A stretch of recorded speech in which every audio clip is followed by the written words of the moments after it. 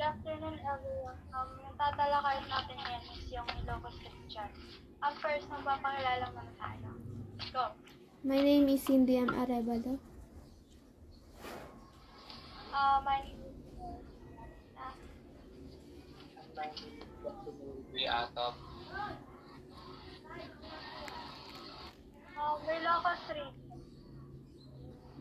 Ilocos Region is also known as Region 1. It is located in northwestern part of Luzon. Ilocos Region has 4 provinces. It is Ilocos Norte, Ilocos Sur, La Union, and Pangasinan.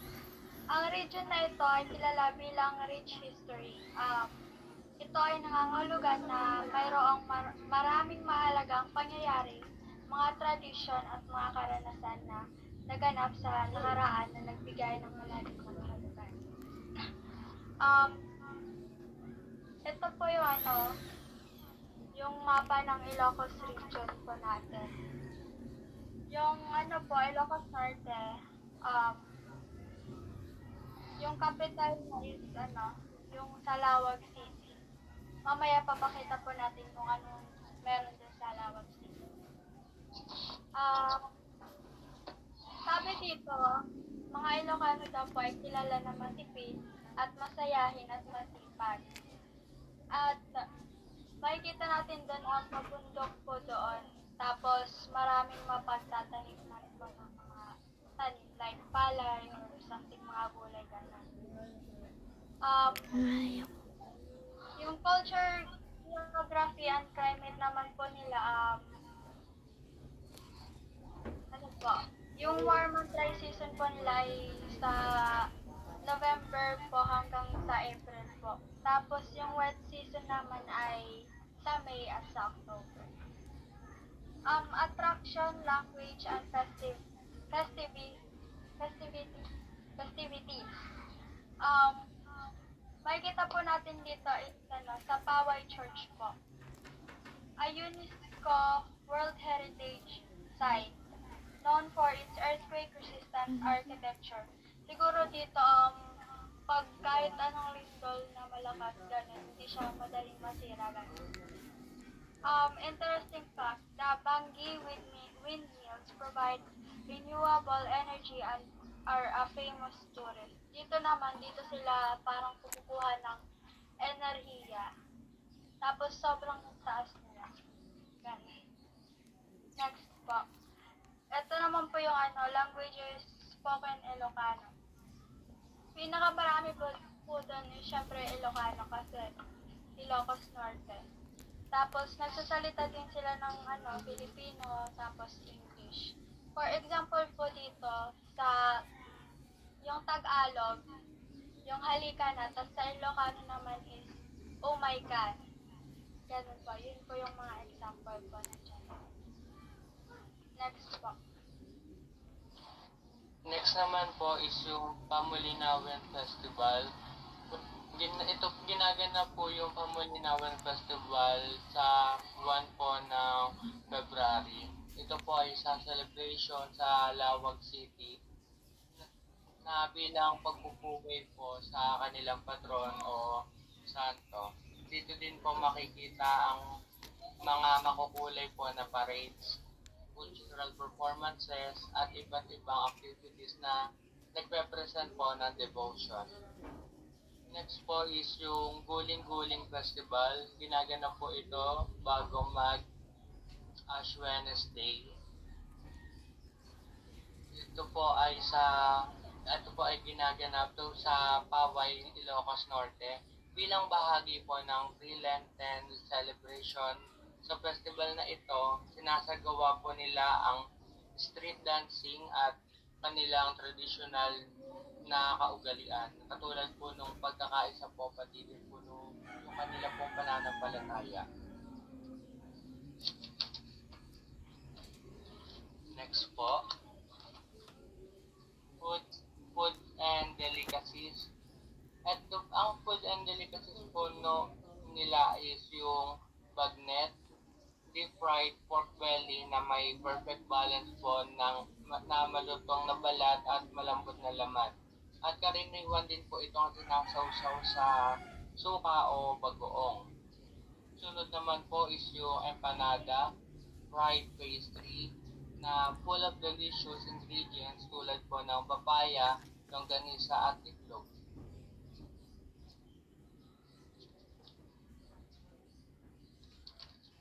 Ilocos Sur. Ilocos Sur is famous for its preserved Spanish colonial town.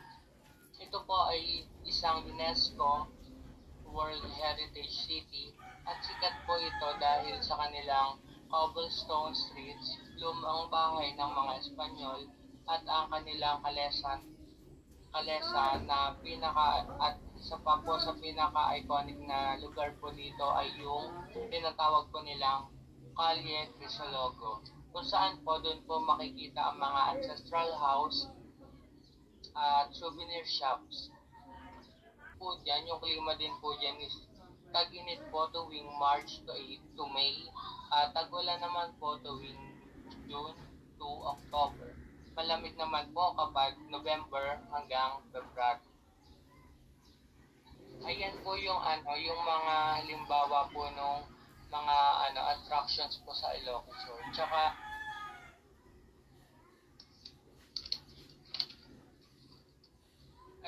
ayan naman po yung mga festivities sa Ilocos Sur, kagaya po nun sa Viva Vegan Binatbatan Festival. Ito po ay isang cultural festival na may street dancing at abel weaving na nagpapakita po ng traditional clothes ng taga Ilocos. Next po. Food and delicacies. Ayan po yung food and delicacies nila. Vegan longganisa. Ang vegan longganisa po yung maalat at magarlic na sausage na sikat po sa buong Pilipinas. Tsaka yung tinatawag po nilang sinanglaw. Ito po yung yung beef soup na may at kamyas na nagbibigay po ng bait at asim na nagkakaroon po ng unique na lasa. Next po, La Union. Ang La Union po ay isang province po sa Northern Luzon na may kapiserang San Fernando City. Ang kanilang culture po dito is yung pinaghalong Ilocano at Pangasinense, at ang language nila na ginagamit po ay Ilocano, Pangasinense, Tagalog at English. Katulad po noon sa yung sa Pangasinense po nila na Masantos Yakabwasan. Ang ibig sabihin po noon ay yung good morning. Tapos sa may next na po.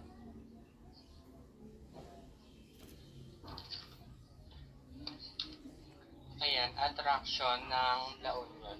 Sikat po ito sa ang attraction po ng La Union is yung Orbistondo Beach.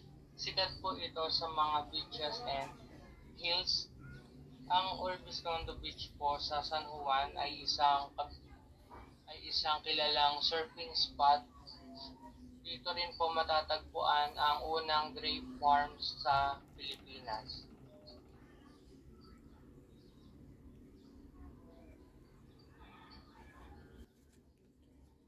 Dasilag Festival. Ito po ay isang makulay at nakakaaliw na selebrasyon. Ginaganap po ito sa San Fernando City. Ito ay kilala bilang Festival of Light. Ang Dinding Festival naman po ay kilala sa bayan ng Agong La Union. Sineselebrate nila ang Ilocano dishes na gawa po sa iba't ibang gulay at sinasamahan din ng bagoong na isda.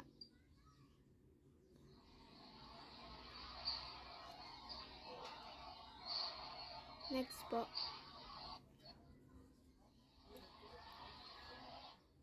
Ang halo-halo de Iloco ay isang pinakasikat na halo-halo dahil sa masarap at kakaibang ingredients tulad ng ube, langka, pinipig at iba pa. Ang tupig naman ay gawa sa malagkit na bigas, gata ng nyog, asukal at ginadgad na nyog. Ang tupig po ay nakabalot sa dahon ng saging at ito ay pinakasikat na pagkain sa Ilocos at Pangasinan. Next po.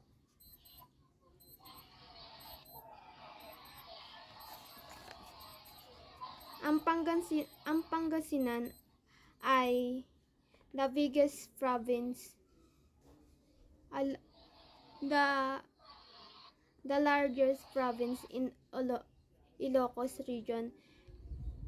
Ito ay kilala sa paggawa ng asin na place of salt.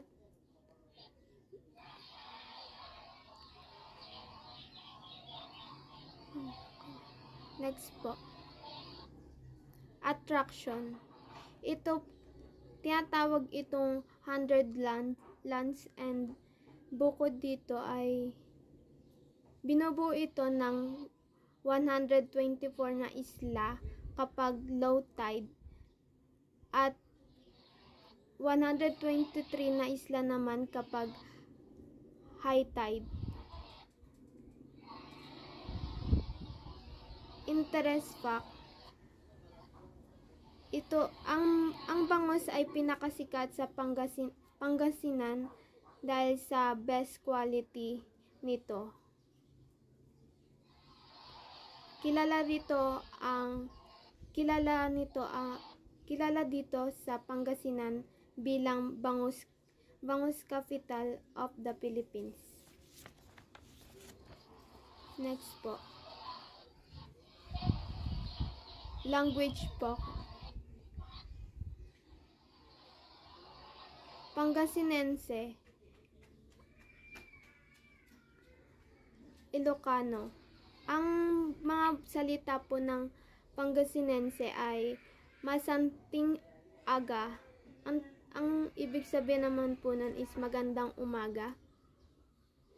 Sa Ilocano naman po ay anyati nagan mo. Anong pangalan mo? Bangus Festival,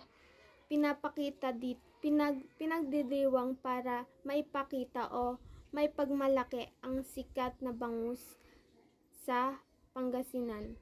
Tinatawag dito na Bangus Capital of Philippines. Ginaganap ito tuwing April.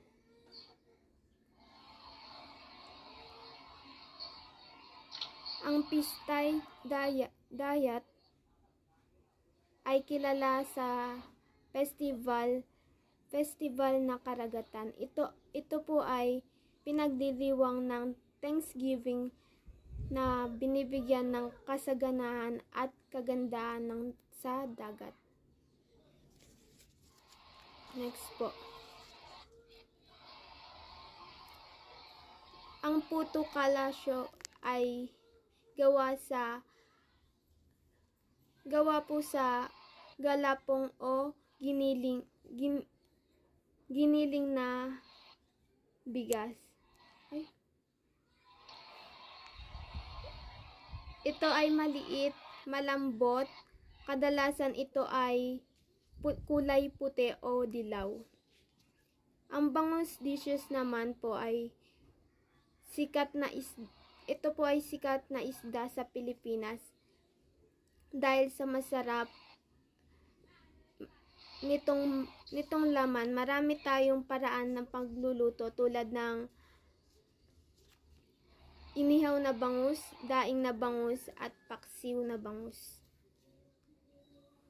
Yun lang po.